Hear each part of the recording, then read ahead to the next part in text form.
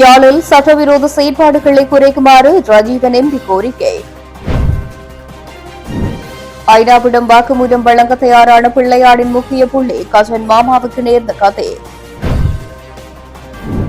ஈழவேந்தன் தொடர்பில் நினைவுரையாற்றிய கஜேந்திரகுமார். 1.16 டிரில்லியனாக உயர்ந்த வாகன கடன்கள் மத்திய வங்கி அறிவிப்பு. யகத் விதான எம்பியை கொலை செய்ய திட்டம் நாடாளுமன்றில் சலசலப்பு. அசாதாரண காலநிலை காரணமாக யாழில் 2 குடும்பங்கள் பாதிப்பு. சிறப்பாக இடம்பெற்ற கிளிநொச்சி மாவட்ட பண்பாட்டு பெருவிழா. பயங்கரவாத தடை சட்டத்தை நீக்குவதில் தொடரும் தாமதம். இஷாரா தப்பி செல்ல நிதி உதவி வழங்கிய நபர் விசாரணையில் வெளியான தகவல். யாழ் மண்ணை புகழ்ந்த இந்திய காவல்துறை அதிகாரி. முடங்க போக்கும் 30 பாதாள உலக குற்றவாளிகளின் சொத்துக்கள். சர்வதேச விசாரணைகளை எதிர்க்கும் அரசு காரணத்தை அம்பலப்படுத்திய பிரதமர். பாடசாலை நேரத்தை 30 நிமிடங்களால் நீடித்தல் கிளம்பியுள்ள எதிர்ப்பு. தொடர்வது விரிவான செய்திகள். யாழ்ப்பாணத்தில் சட்டவிரோத செயற்பாடுகளின் தீவிரத்தை குறைக்க அவசர நடவடிக்கை எடுக்குமாறு பொதுமக்கள் பாதுகாப்பு அமைச்சர் ஆலோசனை குழுவுக்கு வேண்டுகோள் விடுத்துள்ளதாக பாராளுமன்ற உறுப்பினர் ராஜீவன் ஜெயசந்திரமூர்த்தி தெரிவித்துள்ளார். தனது உத்தியோகபூர்வ முகநூல் தளத்தில் அவர் இந்த விடயத்தை குறிப்பிட்டுள்ளார். குறித்த பதிவில் மேலும் வடக்கு மாகாணத்தில் குறிப்பாக யாழ்ப்பாணம் மாவட்டத்தில் பல குழுக்கள் தற்போது சட்டவிரோத செயற்பாடுகளில் ஈடுபட்டு வருகின்றன என்பதை நான் கவனித்துள்ளேன். குறிப்பாக போதைப்பொருள் விற்பனை மிகுந்த அளவில் நடைபெற்று வருகின்றது. இந்த போதைப்பொருள் விற்பனையில் இருந்து பெறப்படும் பணம் சமூக விரோத செயற்பாடுகளுக்கு பயன்படுத்தப்படுவதுடன் மீட்டர் வட்டி வணிகம், ஆழ்கடத்தல், கட்ட பஞ்சாயத்து, குழுச்சண்டைகள் போன்ற குற்ற செயல்களிலும் சிலர் ஈடுபட்டு வருகின்றனர். இந்த செயற்பாடுகள் தற்போது பொது இடங்களிலும் சந்தைகளிலும் பரவலாக நடைபெறுவதனால் அப்பாவி மக்களின் பாதுகாப்பு ஆபத்திற்குள்ளாகியுள்ளது. இதன் விளைவாக பாலியல் வன்முறைகள், கொலைகள், தவறான முடிவுகள் மற்றும் பல உளவியல் பாதிப்புகள் அதிகரித்து வருகின்றன. எனவே இவ்வாறான குற்ற செயல்பாடுகளை தடுக்க உடனடி விசேட நடவடிக்கைகள் எடுக்கப்பட வேண்டும். குறிப்பாக இந்த குழுக்களுடன் தொடர்புடையவர்களின் வங்கிக் கணக்குகள், சொத்துக்கள் மற்றும் வருமான மூலங்களை விசேடமாக கண்காணித்து சட்டவிரோதமாக சேகரிக்கப்பட்ட பணம் அரசுடைமையாக்கப்பட வேண்டும் என நான் வலியுறுத்துகின்றேன். இந்த நடவடிக்கைகள் வடக்கு மக்களின் பாதுகாப்பையும் சமூக நலனையும் உறுதிப்படுத்தும் என்பதில் நான் உறுதியுடன் இருக்கின்றேன். இது இளைஞர்களை போதைப்பொருள் பழக்கத்தில் இருந்து காப்பாற்றவும் சமூகத்தில் அமைதி மற்றும் நம்பிக்கையை நிலைநாட்டவும் உதவும் என்றும் அந்த பதிவில் குறிப்பிடப்பட்டிருக்கின்றது.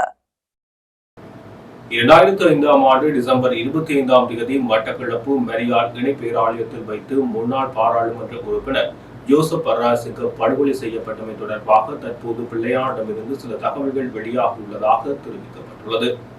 TMVP என்ற ஆயுத குழுவை இந்த படுகொலைக்கு காரணம் என கூறி குறித்த குழுவின் தலைவர் பிள்ளையான் மற்றும் படுகொலைக்கு சாட்சியாக இருந்த கஜன் மாமா ஆகியோர் கைது செய்யப்பட்டனர். எனினும் கோட்டாபய ராஜபக்ஷ இலங்கையின் ஜனாதிபதியாக பதவியேற்றதன் பின்னர் பிள்ளையான் உட்பட குற்றம் சாட்டப்பட்ட 6 விடுதலை செய்யப்பட்டனர். யோசப் பரராயசிங்கம் படுகொலை தொடர்பில் ஐநாவிடம் வாக்குமூலம் வழங்க இருந்த கஜன் மாமாவும் மர்மமான முறையில் உயிரிழந்தார். குறித்த கஜன் மாமா இலங்கை புலனாய்வு பிரிவினர் உருவாக்கிய சிப்போலி பிளட்டூன் என்ற கொலைக்குழு இணைக்கப்பட்டிருந்தார். எனினும் பின்னாளில் கத்தோலிக்க திருச்சபையை சேர்ந்த பாதிரியாளர்களிடம் யோசப் பரராயசிங்கம் படுகொலை தொடர்பான விடயங்கள் பரிமாறிக் கொள்ளப்படுகின்றது. தமிழரசு கட்சியின் முக்கியஸ்தரும் முன்னாள் பாராளுமன்ற உறுப்பினருமான ஈழவேந்தன் தொடர்பில் இன்றைய தினம் பாராளுமன்றத்தில் கஜேந்திரகுமார் நினைவு பேருரை ஆற்றினார். ஈழவேந்தன் அவர்கள் யாழ்ப்பாணத்திலே சென்ட் ஜான்ஸ் கல்லூரியிலும் கொழும்பிலே வெஸ்லி காலேஜ் கல்லூரியிலும் தன்னுடைய படிப்பை கற்றுக்கொண்டு இந்த பிற்பாடு மத்திய வங்கியிலே அவர் தன்னுடைய சேவையை ஆற்றினவர். அவர் 1980ஆம் ஆண்டு சேவையில் இருந்து ஓய்வு பெற்றவர். அவர் சேவையிலே இருந்து ஓய்வு பெற்ற பொழுது அவர் ஒரு மிக தீவிர தமிழ் தேசியவாதியாக தன்னை அடையாளப்படுத்தியிருந்தவர். சேவையில் இருக்கும் பொழுதே அவருடைய அரசியல் நிலைப்பாடுகள் மிக தீவிரமாக பிரதிபலிக்கப்பட்டன. அவர் அடிப்படையிலே ஒரு தமிழ் தேசியவாதி என்ற வகையிலே இலங்கை தமிழரசு கட்சியை ஆரம்பத்திலே சார்ந்திருந்தவர். ஆனால் கௌரவ உறுப்பினர் அவர்களே, ஈழவேந்தன் அவர்கள் மற்ற அரசியல்வாதிகள் போன்றல்ல. அவர் கொள்கை சார்ந்த பார்வையிலே மிகவும் இறுக்கமானவர். கட்சிக்கு விசுவாசத்துக்கும் விட கொள்கைக்கு விசுவாசமாக செயல்பட்ட ஒரு நபர். அந்த வகையிலே தமிழரசு கட்சியுடைய மிகவும் தீவிரமான ஒரு செயற்பாட்டாளராக அவர் ஈடுபட்டிருந்தாலும் கூட காலப்போக்கிலே 60களிலே தமிழரசு கட்சிக்குள்ளேயே அந்த கட்சியினுடைய அரசியல் பாதை தொடர்பாக கொள்கையிலே அந்த கொள்கையை எட்டுவது தொடர்பாக பலத்த விவாதங்கள் நடைபெற்ற பொழுது அவர் தன்னுடைய தான் பார்த்த அந்த கொள்கையை அடைவதற்கு தான் அறிந்த விசுவாசமான பாதையில் இருக்கணும்ன்றதுக்காக அவர் கட்சியை விட்டு விலகி வி நவரட்னம் ஐயா, தமிழரசு கட்சியுடைய மூளையாக கருதப்பட்ட வி நவரட்னம் ஐயாவுடன் பிரிஞ்சு சென்றார்.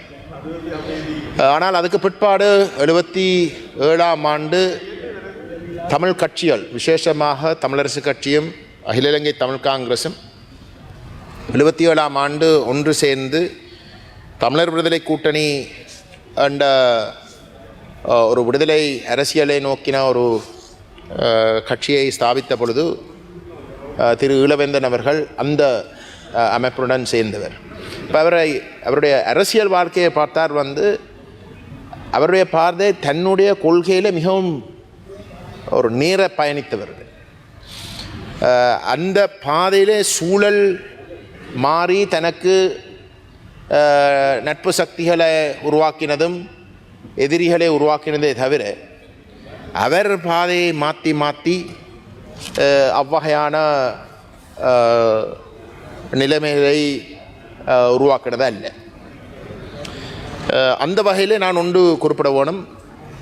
திரு ஈழவேந்தன் அவர்கள் ஒரு மிக தீவிரமான ஒரு தமிழ் தேசியவாதியாக, தமிழரசு கட்சியுடைய மிகவும் தீவிரமான ஒரு உறுப்பினராக, இளைஞராக செயல்பட்ட பொழுதிலும் அவர் விரும்பி கல்யாணம் முடித்த அம்மையார் அகில இலங்கை தமிழ் காங்கிரஸ், அன்றைக்கு தமிழரசு கட்சியும் தமிழ் காங்கிரஸும் என்று சொன்னால் பரம விரோதிகளாக பார்க்கப்பட்ட ஒரு காலகட்டத்திலே அவர் விரும்பி கல்யாணம் முடித்த அம்மையார் தமிழ் காங்கிரஸுடைய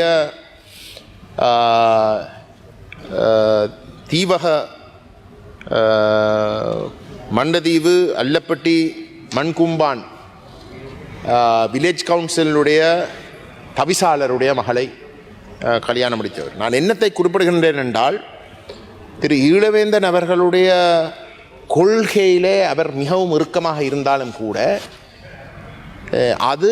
அந்த பார்வை, அந்த கொள்கை அவருடைய அந்த கொள்கைக்கு வித்தியாசமாக சிந்திக்கிறவர்களோடு பழகிறதுக்கு ஒரு தடையாக ஒரு நாளும் இருக்கவில்லை. எந்தளவு தூரத்துக்கு அவர் ஒரு முற்போக்குவாதி என்றால், தான் தன்னுடைய வாழ்நாள் கழிக்கிறதுக்கென்று தீர்மானிக்கிற ஒரு நபரை முற்றிலும் வித்தியாசமான எதிர்த்து பார்க்கக்கூடிய ஒரு அரசியல் சித்தாந்தத்தில் இருந்து வருகின்ற ஒரு நபரையே அவர் முழுமையாக அரவணைக்கிறதுக்கு தயாராக இருந்த ஒருவர். திரு ஈழவேந்தன் அவர்களை நான் 2004ஆம் ஆண்டோடு மிகவும் நெருங்கி பழகக்கூடிய ஒரு வாய்ப்பு கிடைத்தது. தமிழ் தேசிய கூட்டமைப்பு அப்பொழுது ஒரு ஒற்றுமையினுடைய அடையாளமாக இருந்தது. தமிழ் கட்சிகள், தமிழ் அரசியலில் பல வருஷங்களுக்கு பிறகு ஒற்றுமையினுடைய ஒரு அடையாளமாக இருந்தது. அந்த வகையிலே திரு ஈழவேந்தன் அவர்களுடைய பங்களிப்பு மிகவும் ஆரோக்கியமானதாக இருந்தது. அவர் எந்த விதத்திலேயும் தலைமைத்துவத்துக்கு பயந்து தன்னுடைய மனசாட்சிக்கு நேர்மையான ஒரு கருத்தை சொல்லுவதற்கு தயங்கவில்லை. அவ்வகையான ஒரு செயல்பாட்டிலே அவர் மிகவும் அந்யோன்யமாகத்தான் பழகினவர். ஆக்களோட முரண்பட்டு பழகவில்லை. ஆனால் கருத்துகள் ரீதியாக சொல்ல வேண்டிய காரியங்களை, சொல்ல வேண்டிய கருத்துக்களை அவர் எந்த ஒரு கட்டத்திலையும் வந்து சொல்வதற்கு தயங்கவில்லை. அவருடைய அந்த பண்பு என்னை மிகவும் கவர்ந்தது. என்னுடைய அரசியல் காலத்தில் நான் என்னுடைய தந்தையாரை இழந்திருந்தேன். நான் அந்த வகையிலே ஒரு இளம் வயதில், நான் 25 வயதிலே அரசியலுக்குள்ளே புகுந்த நான் அவ்வகையான ஒரு காலகட்டத்திலே எவ்வகையான ஒரு அரசியல் கலாச்சாரத்தை நான் கடைபிடிக்க விரும்புகிறேன் என்று பலத்த ஒரு விவாதம் எனக்குள்ளே நடைபெற்று கொண்டிருந்த ஒரு காலப்பகுதியிலே திரு ஈழவேந்தன் அவர்களுடைய செயல்பாடுகள், அவருடைய பண்புகள், விசேஷமாக அவருடைய மனசாட்சிக்கு நீர்மைத்தன்மை என்னை மிகவும் பெரிய அளவில் வந்து கவர்ந்தது. அந்த வகையிலே நான் அவருடைய இந்த நினைவு அஞ்சலி கூட்டத்திலே, பாராளுமன்றத்திலே நிச்சயமாக என்னுடைய கருத்துக்களை, அவர் தொடர்பாக எனக்கு இருக்கின்ற மரியாதையை நான் பதிவு செய்ய வேணும் என்ற அடிப்படையிலே நான் இதில் மிகவும் விரும்பி கலந்து கொள்கின்றேன். அவர் கனடாவுக்கு அசைலம் கேட்டு அங்கு கடைசி தன்னுடைய வாழ்க்கையை கழிந்தவர். அங்கு சென்றிருந்தும் கூட அவர் தன்னுடைய தாயகத்தை, தன்னுடைய மக்களை மறக்கவில்லை. அவர் தொடர்ந்தும் மிகவும் ஒரு வயது போன கஷ்டப்பட்ட காலத்திலும் கூட அவர் தொடர்ச்சியாக தமிழ் மக்கள், விசேஷமாக தமிழ் மக்கள், இலங்கையில் இருக்கக்கூடிய தமிழ் மக்கள் தொடர்பாக தன்னுடைய கருத்துக்களை தெரிவித்தது மட்டுமல்ல, அங்கு ஒரு அரசியல் செயற்பாட்டாளராக அவருடைய கடைசி வாழ்க்கையிலேயும் முழுமையாக ஈடுபடுத்தினவர். புலம்பெயர்ந்த தமிழ் மக்கள் கனடாவிலே கலாச்சார ரீதியாக தமிழ் கலாச்சாரத்தை பேணுவதற்கும் அரசியல் கோணத்திலே செயல்படுகின்ற பொழுது திரு ஈழவேந்தன் அவர்களை அழைக்காமல் நிகழ்வுகளை நடத்துவது கிடையாது. அந்தளவு தூரத்துக்கு அவர் ஒரு மரியாதைக்குரியவராக கனடாவிலே இருக்கக்கூடிய அங்கு பிறந்து வளருகின்ற தமிழ் புலம்பெயர்ந்த தமிழ் மக்கள் மட்டத்திலேயும் கூட மிகவும் நேசிக்கப்பட்டவர். அவருடைய அந்த பண்புகள் மிகவும் கவரப்பட்ட ஒரு நிலையில் தான் அவருடைய இறுதி மூச்சை அவர் விட்டு சென்றார். அந்த வகையிலே அவர் தொடர்பாக குறிப்பாக இன்றைக்கு இந்த பாராளுமன்றத்திலே இருக்கக்கூடிய தமிழ் பாராளுமன்ற உறுப்பினர்களை எடுத்துக்கொண்டால் திரு ஈழவேந்தன் அவர்களோடு இந்த பாராளுமன்றத்திலே வேலை செய்யக்கூடிய வாய்ப்பு என்னிடம் மட்டும்தான் இன்றைக்கு இருக்கின்றது. அந்த வகையிலே அவருக்கு இந்த இடத்துல வந்து அஞ்சலி செலுத்தி அவருடைய குடும்பத்துக்கும், அவருடைய அரசியல் பங்களிப்பு குடும்பத்துடைய அனுமதி இல்லாமல், குடும்பத்துடைய பங்களிப்பு இல்லாமல் நடைபெற்றிருக்க முடியாது. 2025ஆம் ஆண்டின் முதல் பாதையில் வாகன கடன்கள் ரூபாய் 1.16 டிரில்லியனாக உயர்ந்துள்ளதாக இலங்கை மத்திய வங்கி தெரிவித்துள்ளது. இதனால் வாகன இறக்குமதியின் அளவு அதிகரித்ததாகவும் அரசு வருமானம் அதிகரித்ததாகவும் தெரிவிக்கப்பட்டுள்ளது. இதனால் அரசின் 2025ஆம் ஆண்டிற்கான நிதி இலக்குகளை விஞ்சியுள்ளது. முன்னதாக கடந்த பிப்ரவரியில் வாகன இறக்குமதிக்கான கட்டுப்பாடுகளை நீக்கிய பின்னர் எதிர்பார்த்ததை விட கேள்வி அதிகரித்துள்ளது. இதுவே வாகன கடன்களில் அதிகரிப்புக்கு வழிவகுத்தது என்று மத்திய வங்கி தெரிவித்துள்ளது. இந்த கடன்களில் பெரும்பாலானவை குத்தகை வசதிகளின் கீழ் வழங்கப்பட்டுள்ளன. 2025ஆம் ஆண்டின் முதல் பாதியில் உரிமம் பெற்ற நிதி நிறுவனங்கள் மூலமான மொத்த கடன்கள் மற்றும் முற்பணங்களின் பெறுமதி 1837 பில்லியன் ரூபாய்கள் என்று மத்திய வங்கி தெரிவித்துள்ளது. இந்த மொத்தத்தில் வாகன ஆதரவு கடன்கள் 63.2% ஆகும். அதன் மதிப்பு ரூபாய் 1161 பில்லியன்களாகும். அதே நேரம் தங்க ஆதரவு கடன்கள் மொத்த கடனில் மேலும் 19.4% ஆகும் என்றும் மத்திய வங்கி தெரிவித்துள்ளது. ஐக்கிய மக்கள் சக்தியின் களுத்துறை மாவட்ட பாராளுமன்ற உறுப்பினர் ஜெகத் விதான தனக்கு கொலை அச்சுறுத்தல் விடுக்கப்பட்டுள்ளதாக பாராளுமன்றத்தில் தெரிவித்துள்ளார். நாடாளுமன்ற நிலை ஏற்கட்டளை 22(1) முதல் 6 வரையின் பிரகாரம் நாடாளுமன்ற அலுவல்கள் ஆரம்பிக்கப்பட்டு வாய்மூல விடைக்கான வினாக்கள் நேரத்திலேயே அவர் இவ்வாறு தெரிவித்துள்ளார்.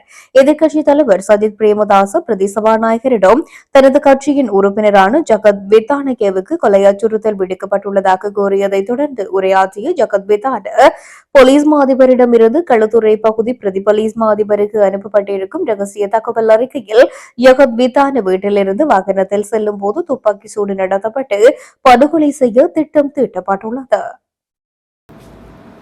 முன்னாள் பாராளுமன்ற உறுப்பினர்களான ரவிராஜ், ஜோசப் பர்ராசிங்கம் ஆகியோர் படுகொலை செய்யப்பட்ட போது துணிந்து நின்று மக்கள் பணி செய்தவர் ஈழவேந்தன் என பாராளுமன்ற உறுப்பினர் ஞானமுத்து ஸ்ரீநேசன் சபையில் தெரிவித்தார். அவரது காலத்தில் பார்க்க போனால் தமிழரசு கட்சியில் இருந்திருக்கின்றார். பின்னர் அவர் தமிழர் விடுதலை கூட்டணியில் இருந்திருக்கின்றார். அடுத்த கட்டமாக தமிழ் தேசிய கூட்டமைப்பிலும் இருந்திருக்கின்றார். 70 ஆண்டுகள் பணியாற்றினாலும் கூட அவர் கிட்டத்தட்ட நான் நினைக்கின்றேன் 70 வயதுக்கு மேற்பட்ட காலத்தில் தான் 2004ஆம் ஆண்டு நடைபெற்ற பாராளுமன்ற தேர்தலில் தமிழ் தேசிய கூட்டமைப்பானது 22 ஆசனங்களை கைப்பற்றியது. அதில் தேசிய பட்டியல் ஆசனங்களாக 2 காணப்பட்டன.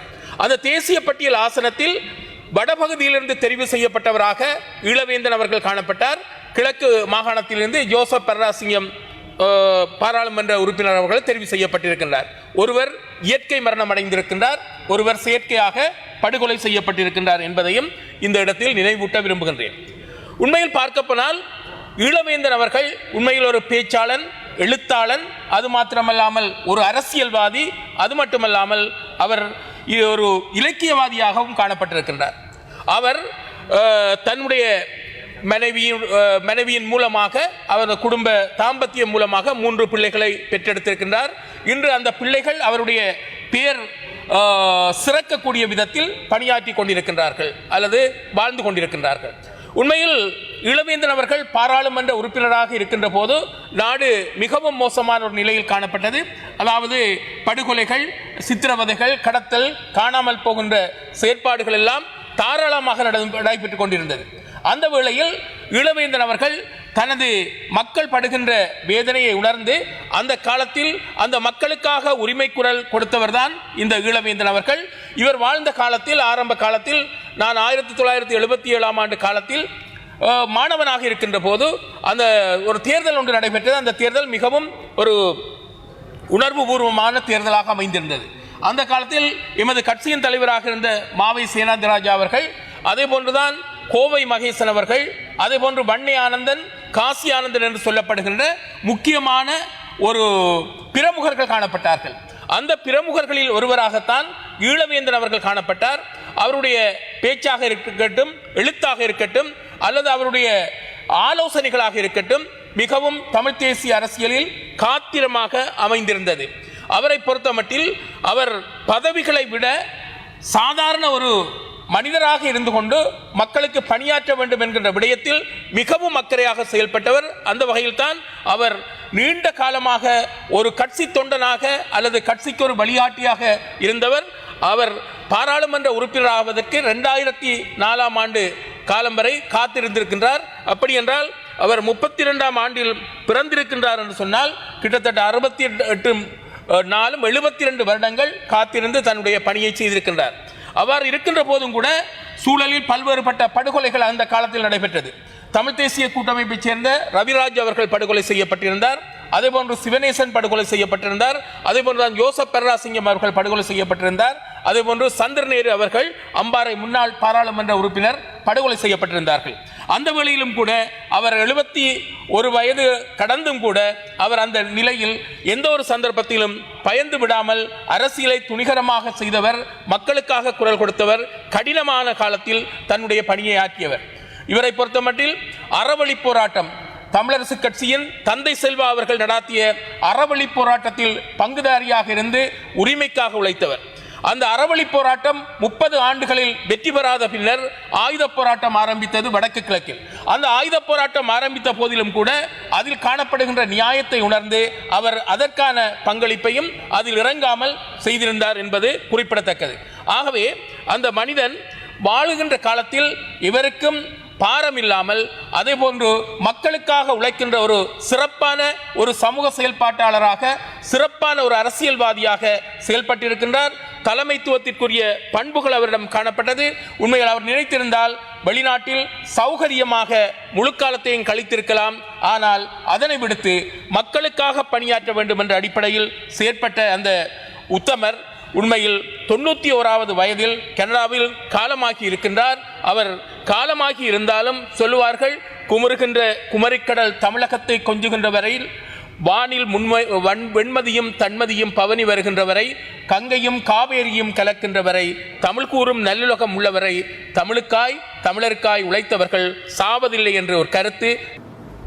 நிலவும் மழையுடனான காற்று காரணமாக யாழில் 2 குடும்பங்கள் பாதிக்கப்பட்டுள்ளதாக யாழ் மாவட்ட அனர்த்த முகாமைத்துவ பிரிவின் பிரதிபலிப்பாளர் டி என் சூரியராஜா தெரிவித்துள்ளார்.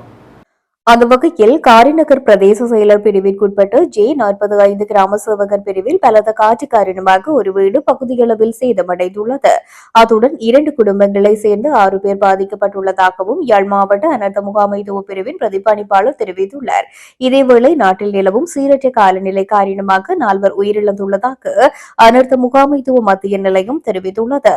மேலும் இலங்கையில் நிலவும் கனமழை, பலத்த காற்றுடனான சீரற்ற காலநிலை காரணமாக 12,000 மேற்பட்டோர் பாதிக்கப்பட்டுள்ளதாக அனர்த்த முகாமைத்துவ நிலையம் தெரிவித்துள்ளது.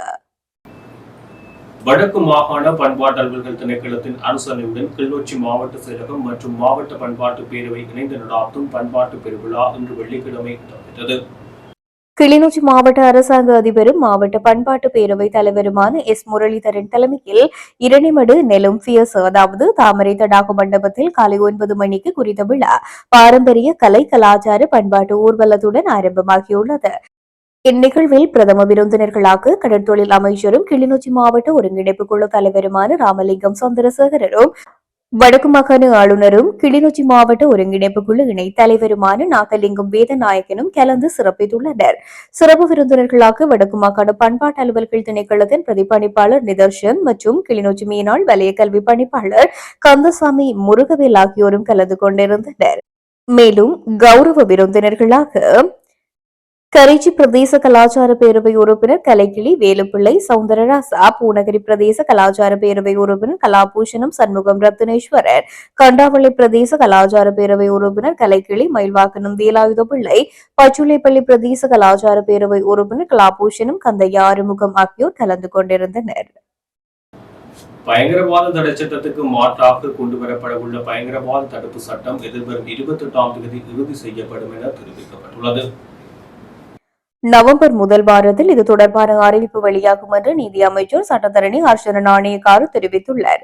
பயங்கரவாத தடை சட்டம் கடந்த செப்டம்பர் மாதம் அளவில் முழுமையாக நீக்கப்படும் என்று முன்னதாக நீதி அமைச்சர் தெரிவித்திருந்த நிலையிலேயே நீதி அமைச்சர் மேற்கண்டவாறு குறிப்பிட்டுள்ளார். இது தொடர்பாக ஊடகங்களிடம் அவர் மேலும் தெரிவிக்கையில், பயங்கரவாத தடை சட்டத்தால் அதிக அளவில் பாதிக்கப்பட்டவர்கள் நாங்கள். அதை தக்க வைக்கும் எண்ணம் இல்லை. ஆனால் சட்டம் ஒன்றை ரத்து செய்யும் போது அதை விஞ்ஞானபூர்வமாக மேற்கொள்ள வேண்டும்.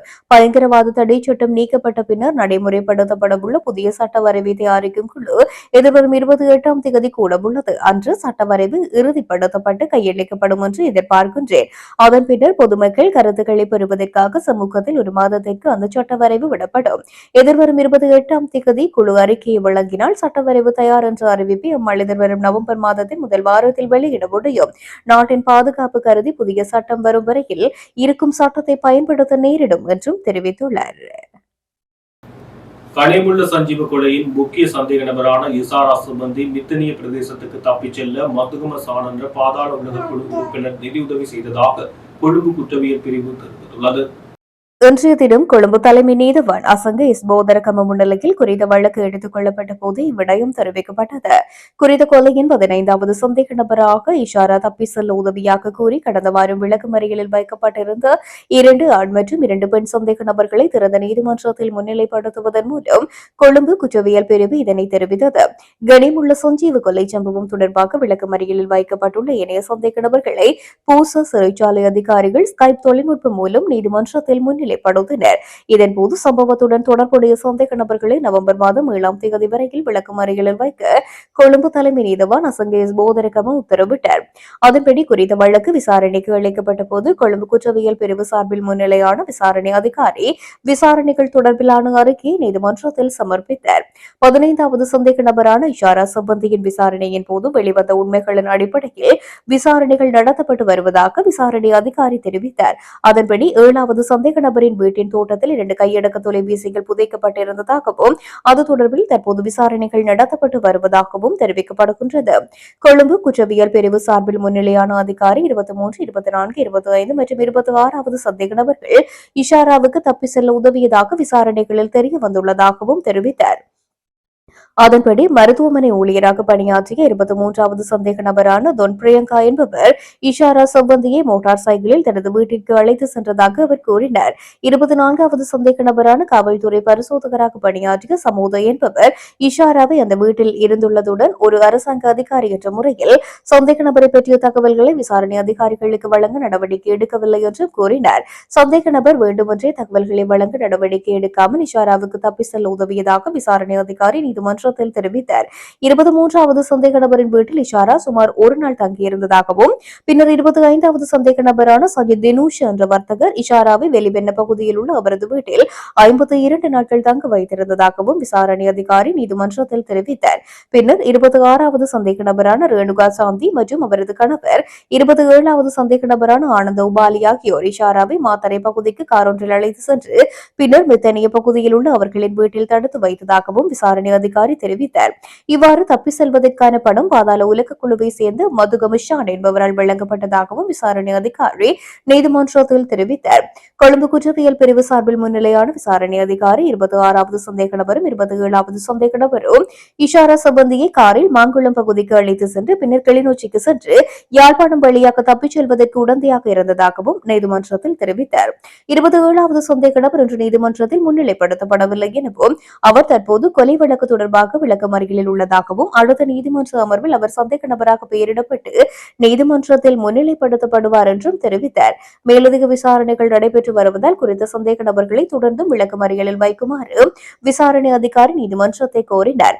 உண்மைகளை பரிசீலித்து தலைமை நீதிபதி 15வது சந்தேக நபரான இஷாரா சம்பந்தியை தப்பிச் செல்ல உதவியதற்காக நீதிமன்றத்தில் முன்னிலைப்படுத்தப்பட்ட சந்தேக நபர்களை நவம்பர் 7ஆம் தேதி வரை விளக்கமறியலில் வைக்க உத்தரவிட்டார். இதேவேளை சம்பவம் தொடர்பாக விளக்கமறியலில் வைக்கப்பட்டிருந்த 7வது சந்தேக நபரான தமித் அஞ்சன நயனேத் இவரை பிணையில் செல்ல அனுமதி அளித்தமையும் குறிப்பிடத்தக்கது.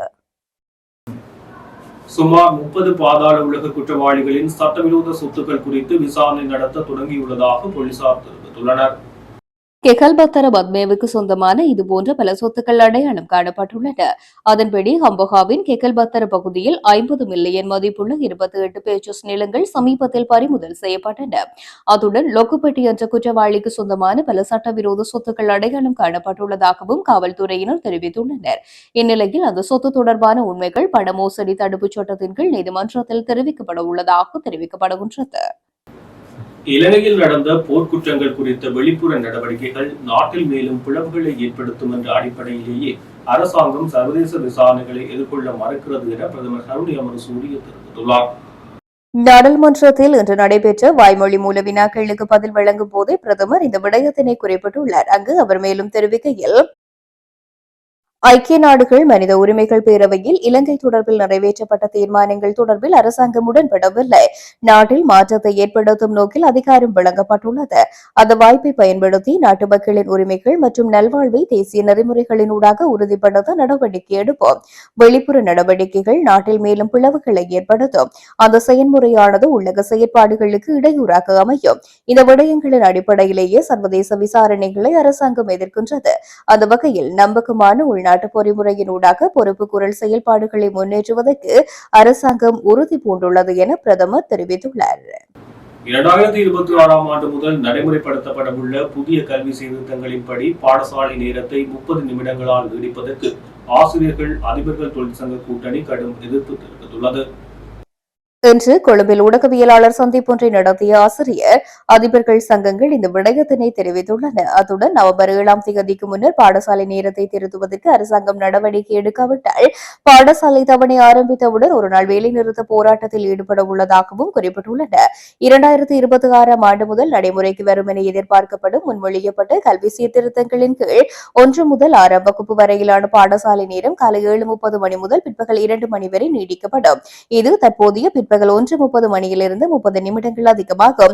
திருத்தப்பட்ட அட்டவணை நீண்ட 50 நிமிட நேரங்களை அறிமுகப்படுத்துவதன் மூலமும் கொரோனா தொற்றுநோய் போன்ற முந்தைய இடையூறுகளால் இழந்த கல்வி நேரத்தை ஈடு செய்வதன் மூலமும் கற்றல் சூழலை மேம்படுத்துவதை நோக்கமாக கொண்டுள்ளதாக குறிப்பிடப்படுகின்றது. இத்துடன் ஜெஃப்னா கேலரியின் இரவு நேர பிரதான செய்திகள் நிறைவு பெறுகிறது. மேலும் செய்திகளை அறிந்து கொள்ள எமது இணையதள பக்கமான www.jeffnagallery.lk என்ற இணையதளத்துடன் இணைந்திருங்கள்.